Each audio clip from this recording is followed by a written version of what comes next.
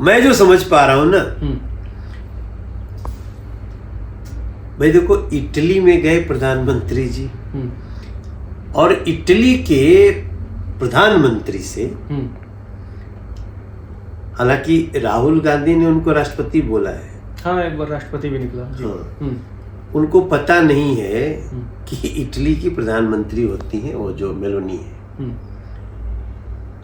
अब इनको ये चोट लगी है कि जिस इटली से हमारा बहुत सारा ब्लैक कारोबार हमारा वहां पे रहा है, अब वहीं की मुखिया मोदी जी से इतना अच्छी बॉन्डिंग दिख रही है। तो आप कहना चाह रहे हैं कि वहां सोनिया गांधी वहीं से आती हैं? हाँ, और उनका ननिहाल है? बिल्कुल। तो क्या मोदी जी कुछ राज निकालने गए थे? अब इनको लग रहा है कि राज निकल जाएगा, इसलिए ये फड़फड़ाहट है जो मैं समझ पा रहा हूं जी। क्योंकि भाई देखो ये बड़ा नेचुरल है, हमारा कोई विरोधी हमारे गांव में चला जाए तो डर तो लगेगा ना भाई, पता नहीं गांव वाले क्या बोल दें, मतलब उसको सच मान लेंगे। नहीं तो सच्चाई ही आएगी। तो हम जैसे गांव में इमेज में रहेंगे वैसे ही आएगी। बिल्कुल। इसका मतलब कि जिस राहुल गांधी को, सोनिया गांधी को इटली वाले अब इनका भेद इटली से ही खुलने वाला है, क्योंकि नरेंद्र मोदी जी को वहां के प्रधानमंत्री कितना करीब देख के ये बड़ी फ्रस्ट्रेट है। लगातार कांग्रेस की हार मिल रही है, उससे भी ज्यादा फ्रस्ट्रेट ये प्रधानमंत्री इटली और प्रधानमंत्री भारत की बॉन्डिंग से हैं। और राहुल गांधी चाहे जितनी छुपा लें, कोई न कोई तो ऐसा राज खुलने वाला है जिससे राहुल गांधी बहुत परेशान। लेकिन एक बड़ा सवाल यहाँ पर यही आता है कि विपक्ष ये कह रहा है कि आप जा रहे हैं एक देश के, दोनों देशों के राष्ट्राध्यक्ष हैं और वहाँ टॉफी गिफ्ट कर रहे हैं, क्या जरूरत है? कई लोग तो छिछोरी हरकत भी बता दे रहे हैं पीएम की इस हरकत को। आप देखो चॉकलेट क्या एक स्वीट्स है ना,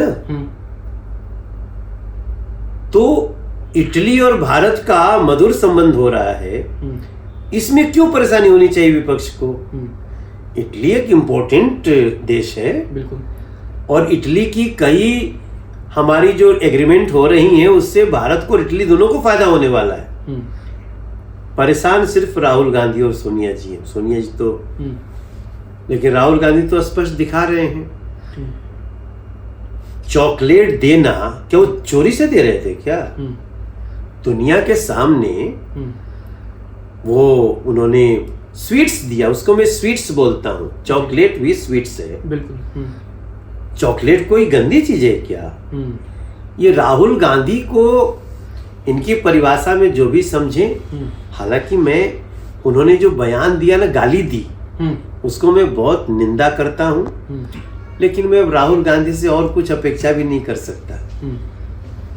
100 से ज्यादा हार पा चुके एक लुक्खेबाज नेता को इससे ज्यादा अपेक्षा हम और कुछ नहीं करते। लेकिन दर्द हारने का नहीं है कांग्रेस का, दर्द कहीं ना कोई नया राज खुलने का। नहीं, एक सवाल तो यहाँ पर ये आता है, राहुल जब ये सारी बातें कह रहे हैं तो रायबरेली में पोस्टर लगता है कि हमें सरकार चलाने का अनुभव है, और वो सारी बातें कह के इशारा भी कर रहे हैं कि मतलब हम सरकार में वापस आ रहे हैं। उनको सरकार लूटने का अनुभव है।